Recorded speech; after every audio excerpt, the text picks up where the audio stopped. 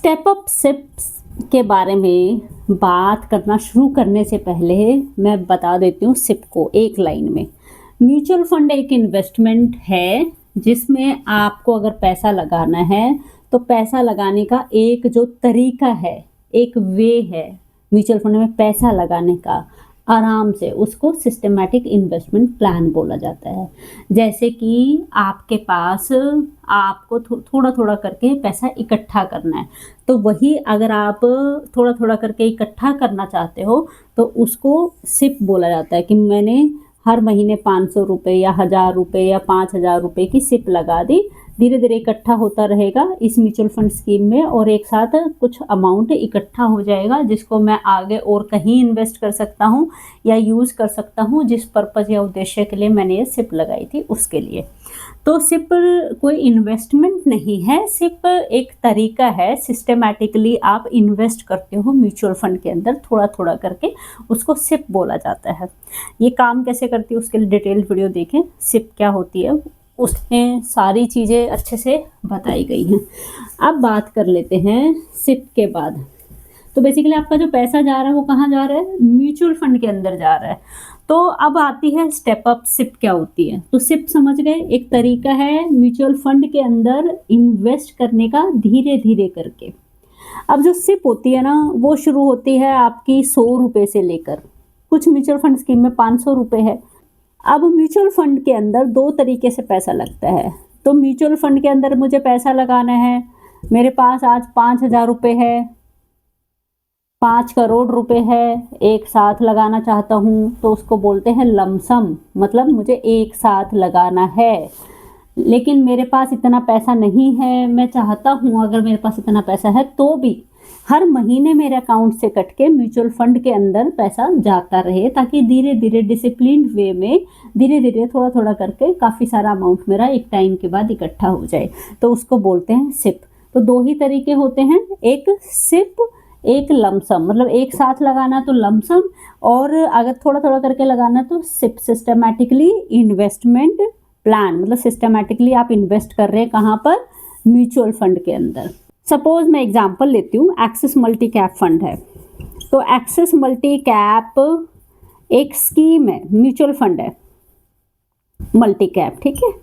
तो ये mutual fund की एक स्कीम है। अब मुझे इसके अंदर पैसा लगाना है, तो या तो मैं एक साथ 5000 रुपये डाल दूँ, बस ख़त्म हो गया, या फिर मैं चाहूँ तो भाई 5000 रुपये डाल दूँ प्लस 1000 रुपये की हर महीने सिप भी कर दूँ, वो भी चलेगा।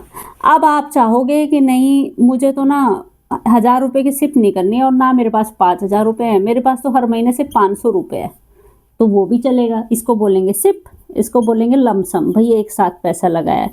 अब किस में क्या फ़र्क होता है, किस में ज़्यादा रिटर्न मिलते हैं, इसके लिए वो वीडियो देखिए कि सिप में ज़्यादा रिटर्न है या फिर लमसम में, किस में कंपाउंडिंग होती है नहीं होती, उसके लिए वही वीडियो देखें।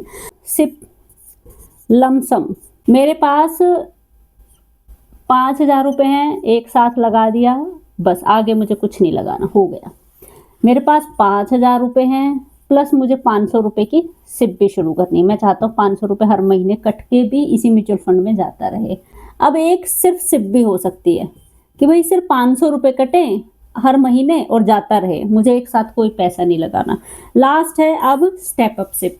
अब ये ना स्टेप अप सिप के अलग अलग नाम हो सकते हैं, हर म्यूचुअल फंड कंपनी के अंदर, हर ब्रोकिंग प्लेटफॉर्म पर अलग अलग नाम हो सकता है। जैसे कि अगर एक्सिस म्यूचुअल फंड में देखेंगे तो वहाँ पर टॉप अप सिप है, टॉप अप, भाई टॉप अप कितना करोगे, तो अलग अलग नाम हो सकते हैं। इन सब का जो पर्पस है वो इन्फ्लेशन को के साथ आपकी जो इन्वेस्टमेंट अमाउंट है उसको बढ़ाना होता है। तो भाई मान लो कि जैसे ईयर ऑन ईयर जो इन्फ्लेशन है वो बहुत ज़्यादा बढ़ती जा रही है, उसके हिसाब से मान लो अप्रॉक्स 1% का चेंज आ जाता है, कभी थोड़ा कम आ जाता है, कभी ज़्यादा चेंज आ जाता है। तो आप चाहते हो कि भाई अगर आप सैलरीड है, मतलब आपकी सैलरी आती है तो भी, और अगर आप बिजनेस में हैं तो भी आप चाहते हो कि थोड़ा थोड़ा मेरा इन्वेस्टमेंट अमाउंट बढ़ता रहे। जनरली बिजनेस क्लास में क्या होता है कि एक साथ पैसा आता है उसी टाइम इन्वेस्ट कर देते हैं फ्री। तो लेकिन सैलरीड में क्या होता है, लोग सोचते हैं कि यार हर महीने सैलरी आनी है तो क्यों ना हर महीने इन्वेस्टमेंट हो जाए। तो मैं सैलरीड के लिए ये ज़्यादा अप्रोप्रिएट मानी जाती है स्टेप अप से। अगर बिजनेस क्लास में मेंटेन कर सकता है इसको, बिजनेस वाले भी मेंटेन कर सकते हैं कि हर महीने या हर साल मेरी इतनी सिप बढ़ती रहे, तो वो कर सकते हैं। तो अब मैं सैलरी का एग्जांपल देती हूँ। मान लो मेरी आज सैलरी फॉर एन एग्जाम्पल 50,000 है। अब मुझे लगता है यार अगले साल तो मेरी सैलरी हो जाएगी 65,000, उससे अगले साल मेरी सैलरी हो जाएगी 85,000। तो मैं सोचूंगी कि आज मैंने सिप लगाई है मान लो 500 रुपीज़ की, तो मैं सोचूंगी कि नहीं यार आज मैं सिर्फ 500 रुपीज़ निकाल सकती हूँ। एग्जाम्पल ले लेते हैं 5,000 रुपये की, तो 5,000 रुपये ही मैं निकाल सकती हूँ हर महीने, इससे ज़्यादा नहीं निकाल सकते। लेकिन जब मेरी सैलरी 65 हो जाएगी तब तो मैं ज़्यादा निकाल सकती हूँ ना। तो इसलिए 5,000 ना करके मैं कहूँगी भाई 10% इसको बढ़ा दिया जाए। तो 10% हर साल मेरी सिप 10% ऐसे बढ़ती रहेगी। तो इसका मतलब आज 5,000 रुपये, अगले साल इसका 10% प्लस हो जाएगा, फिर अगले 5 साल जो सिप जा रही है उसका भी 10% और ऐड हो जाएगा। तो ऐसे आपका इन्वेस्टमेंट अमाउंट बढ़ता रहता है। अब ये अलग अलग हर म्यूचुअल फंड कंपनी या जो ब्रोकिंग फर्म्स होती हैं जो आपका म्यूचुअल फंड में पैसा लगवाती हैं, डीमैट ट्रेडिंग अकाउंट खुलवाती हैं, तो उनके अलग अलग थोड़े थोड़े नाम बदल सकते हैं, तरीका इन्वेस्टमेंट कराने का थोड़ा थोड़ा बदल सकता है। तो आप थोड़े से कंफ्यूज हो सकते हो लेकिन चीज़ें सेम होती हैं। तो स्टेप अप सिप का सबसे पहली बात तो क्या है कि देखो एक्सपेंसेस जो होते हैं ना घर के, वो तो चलते ही रहेंगे, हर साल बढ़ते ही रहेंगे, महंगाई बढ़ती ही रहेगी। तो इसमें आप उस महंगाई को कंट्रोल कर सकते हो सिर्फ एक ही तरीके से कि भाई आज 5,000 रुपये की सिप है, अगर आपको लग रहा है मेरी जॉब स्टेबल है, अच्छी है, बढ़ती ही रहेगी, तो आप इसको टॉप अप करा के, टॉप अप सिप या स्टेप अप सिप करके थोड़ा अमाउंट डिसाइड करके कि 10% बढ़ाना है हर साल या 20% बढ़ाना है, वो ऑटोमेटिकली आपकी जेब से पैसा कट के बचता रहेगा। इन्वेस्टमेंट में जनरली बोला जाता है ना कि पहले इन्वेस्ट कर दो, उसके बाद जो बचा है उसको खर्च कर लो। तो ये एक तरीके का फोर्सफुल वे है जिससे भाई आपकी सिप भी बढ़ गई है इन्फ्लेशन के हिसाब से, और आपकी ज़बरदस्ती एक बचत भी हो गई है। आपको बार बार ऑनलाइन लगाने की ज़रूरत नहीं है सिप को। तो सेकंड ये है कि डिसिप्लिन हो जाता है। हो सकता है आपको याद ही ना रहे टॉप अप सिप लगाई हुई है, वो ऑटोमेटिकली पैसा कट कट के सेविंग होती रहेगी। एक स्टेप अप सिप होती है, एक टॉप अप सिप होती है।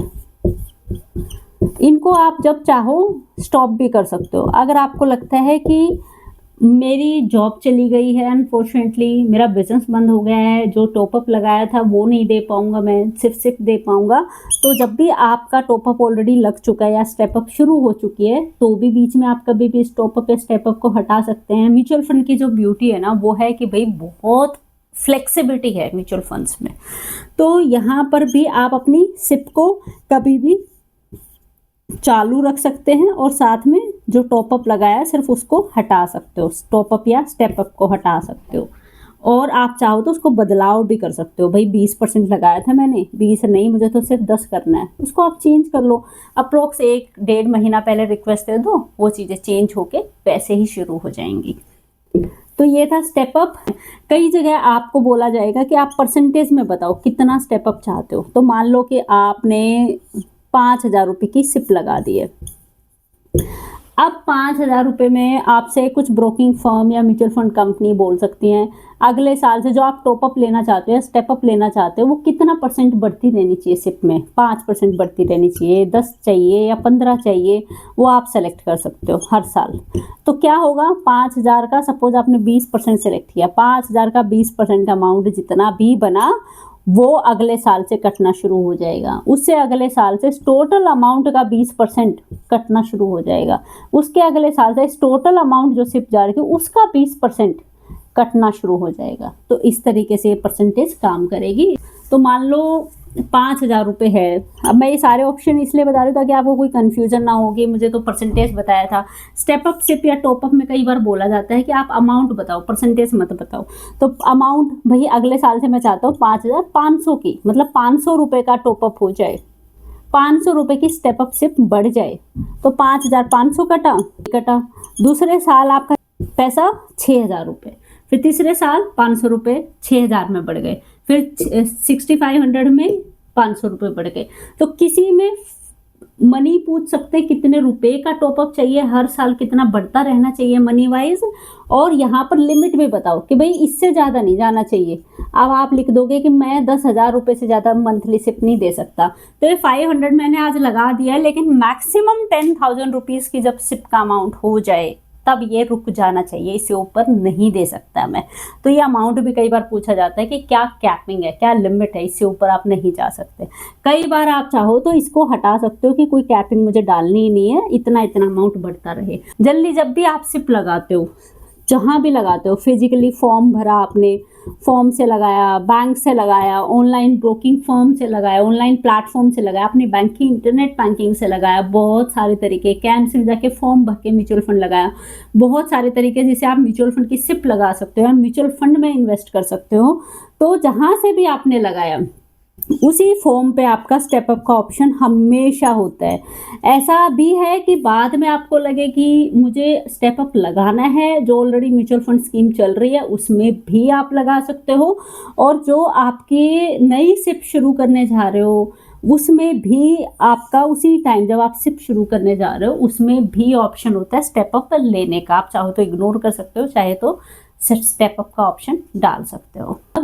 जबरदस्ती डिसिप्लिन्ड वे से आपकी जो बचत है, सेविंग्स है, उसको बढ़ाने का तरीका स्टेप अप होता है, ताकि आपका पैसा जैसे जैसे बढ़े आपका इन्वेस्टमेंट अमाउंट भी उसी तरीके से बढ़ता रहे, सिर्फ वो एक्सपेंसेस खर्चों में ना जाए, और साथ में एक अच्छा अमाउंट आपके लिए अक्यूमुलेट हो जाए, इकट्ठा हो जाए। इसलिए स्टेप अप सिप लगाई जाती है। ये एक ब्यूटीफुल सा तरीका है कि आपको ना तो रिमाइंडर रखने की ज़रूरत है, ना ध्यान देने की कि यार स्टेप अप मुझे लगाना है।